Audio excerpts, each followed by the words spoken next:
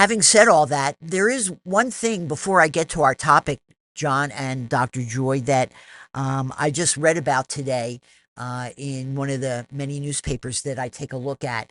And it was a recap about technology Yes. and specifically the mental health worries vis a vis social media, something that we have talked about a lot on the podcast, uh, something that we've mentioned about the U.S. Surgeon General, who gave a warning in May that there is not enough evidence to show that social media is safe for children and teens, and and the Surgeon General called on tech companies, parents, and caregivers to take, quote, immediate action to protect kids now. The quote from Vivek Murthy, um, who told the Associated Press, Professor Joy, quote, we're asking parents to manage a technology that's rapidly evolving, that fundamentally changes how their kids think about themselves, how they build friendships, how they experience the world, and technology, by the way, that prior generations never had to manage. Here's the big thing that I would love your comment on. And we're putting all of that on the shoulders of parents, which is just simply not fair. Not fair and not possible because the influence of social media and technology today is so overpowering that parents can only do so much. It's like, and um, this has been the reality of life forever, where money talks. These technology companies have become so wealthy and so big that even though they're investigated, they are told that what you're doing is wrong, they can't do anything about it because they got so much power and money. I But think, JoyScore is going to change that.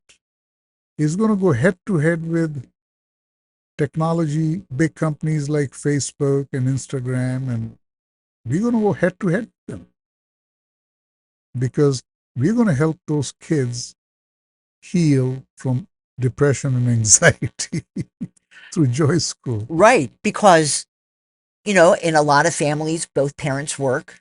A child or children will come home to an empty house. What do? They turn to social media for attention, to talk. Partly it may also be kind of convenient for parents to let the kids play with social media, whatever they want to. Well, how many times have you seen going through a grocery store and the child in the little seat in the grocery store, and they've Watching. got, Yeah, yeah. yeah, totally, totally. In fact, you know, so I was, when you were talking, I kind of did a little chart in my notebook, which shows kind of a reality of life where kids are being influenced at a very early age now. I was just having dinner the other day, and next table there was a couple with two kids, and the kids were like maybe 2 and 4, and they both had iPad or phone or something, and they're playing on it. I say, oh my God! I mean, look at it, 2-year old. So now think of it this way: that everybody out there, from 2-year old to 82-year old, is influenced by technology. But older the age group, less influenced they are. Younger, more. Right. So that's what's Yeah. happening.